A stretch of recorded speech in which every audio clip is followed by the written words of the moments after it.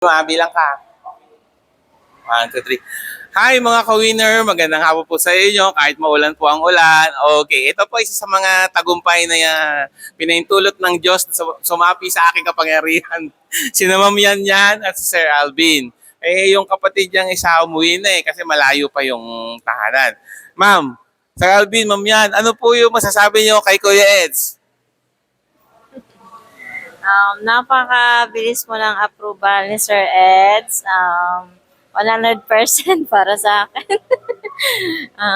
Madali po niya inasikaso yung mga requirements po namin. Mabilis din po yung approval.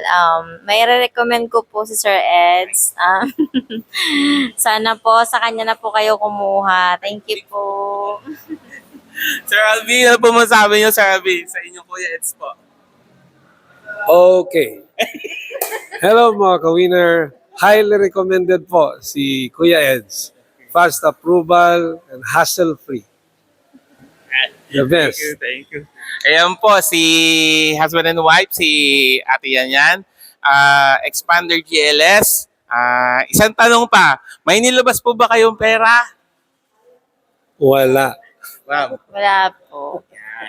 Yun po yung unit nila. It's a Green Bronze GLS Expander po. Ipinapwesto lang po kasi gusto ko makita yung congratulations. Yung about po sa mga previous ko, Ma'am Yan, Sir Alvin. Napakadami. Ma'am Yan? Paldo po.